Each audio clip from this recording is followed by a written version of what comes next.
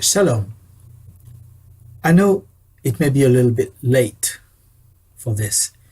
I'm going to talk about Purim. And we had a wonderful Purim celebration with our friends. We very much liked it. Christine and I got dressed up as Reptavier and Golda from Fiddler on the Roof. What I want to talk about today is a debate that comes up every year at Purim. This seems to be the question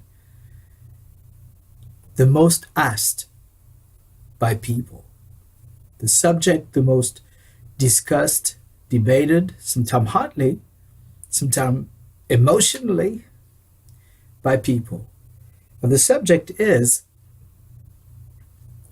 Vashti, was she right to defy the king? King Ahasuerus, was he savage, asking his wife to do something that was not very civilized?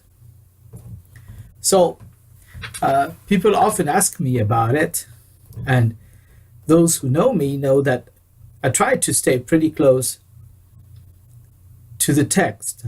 I love playing with the words, speculating, midrashing, and searching, but all this can only be done within the idea that only the literal text is quote unquote canon. So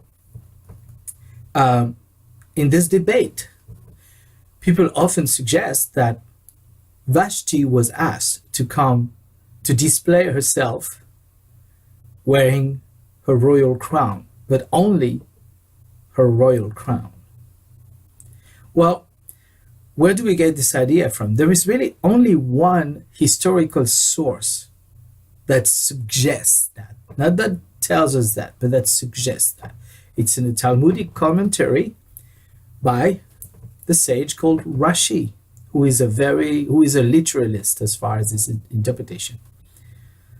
Commentaries are good. I use myself a lot of commentaries. I love them. I'm an avid student of Jewish commentaries and even of the Talmud. The thing is that they're just that, commentaries. And commentaries are something that have to be read within their own context, within their own value, within their own wealth of other commentaries. And whereas it could be suggested that Vashti was asked to come wearing only her crown, just as a display of a sexual display of her beauty to those drunk princes. The text doesn't tell us that. If I tell my wife to come to a party I'm putting on with some friends, and I tell her, make sure to wear that beautiful hat that I got you, she's not going to understand that I told her to come only wearing her hat. Yes, I told her to wear the hat. I didn't tell her to wear a dress. I didn't tell her to wear anything else but the hat. So literally she could understand that I'm only asking her to wear a hat, but she's not going to understand that because that's not the way we do things.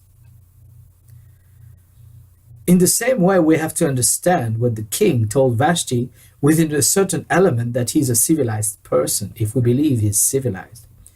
The way I see it is that at the end of the book, at the end of the story, he is very quick to rescue Esther from the advances of his first lieutenant, who was very high in command, Haman. When the king thought that Haman was making advances and forcing herself on Esther, right away he was hanged. The king was going to preserve his wife. He was also somebody who had some sort of integrity. He saw what had happened and that Haman had tricked him to kill the Jews. And he changed this. He made sure that this was rectified. To me, he was a civilized person. He was not one who was going to put up with somebody making advances to his wife. That person would do it at the cost of their head. And that's what happened. We got to remember that sometimes we have a tendency to read these things about the ancient civilization like they were all savages. It's funny how we think we're so civilized. Actually, we do worse things than they used to. We're just a bit more sophisticated about it, and we rationalize evil into thinking it is good. But that civilization had become a great civilization, and they were under what was called the Hammurabi Code. If you know anything about the Hammurabi Code, there are many, many similarities with the Mosaic Code. It was a code of justice where evil gets rewarded and so does good, and adultery is a sin. This was the code under which they lived.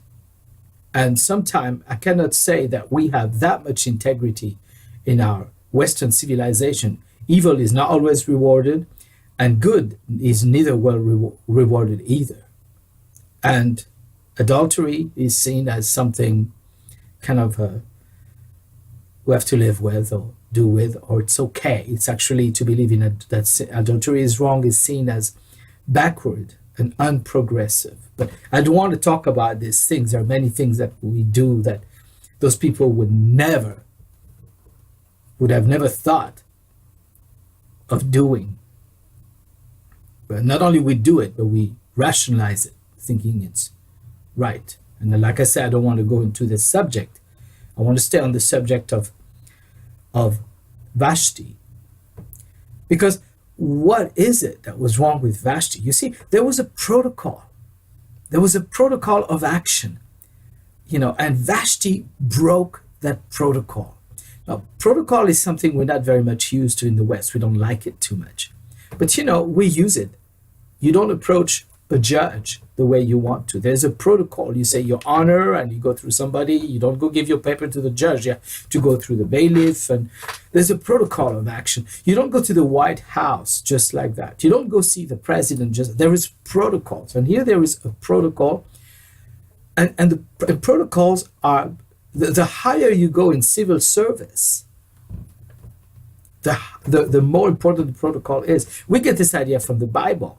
There's a protocol on how to approach God. If you don't, like the sons of Aaron, you die. If you break protocol. If you breach protocol, you die. So protocol is important. And when people are important, when people are in certain position, there is a protocol to do things with them. And they also have a protocol of how they're supposed to live. And Vashti broke that protocol. It's a bit like what we see today. Today we see if a governor or a secretary of state or a senator has indiscretion, maybe not handling their emails properly, maybe not handling their money, not defining what is personal expenses and what is state expenses, or maybe having a little affair on the side. This makes international news. They lose their job. They lose their credibility. They lose their historical heritage. So, but when those of us who are not in such high position, we do these things, well, it affects us, our lives, and the people around us, but it doesn't make international news. And so the higher we are positioned, the more protocol is important. This is in the Torah. A regular Israeli has certain commandments to adhere to,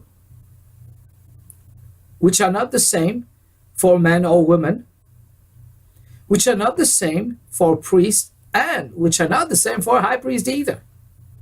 It's not one law. Never seen that anywhere. There is different laws for different people, and The law gets tighter and tighter the higher you are. So basically Vashti broke protocol, and this is why she had to be punished. And what can we learn from that? We need to learn that God has his ways for us to live, for us to approach him, for us to do things. And we need to respect these things. We need to respect these things. We also need to learn not to judge historical events according to our own 21st Western society values. It might be possible that their values were a bit better than ours. We don't know that. But whenever we do judge by our own sense of values, we totally go wrong. We totally go wrong. We are urban, modern, technological, Western society, and these people were mostly a rural society with different technology, different lifestyles, and they were Semitic, which is very different than being Western. Well, I hope this gives something to think about, and we'll see you maybe next time. Shalom.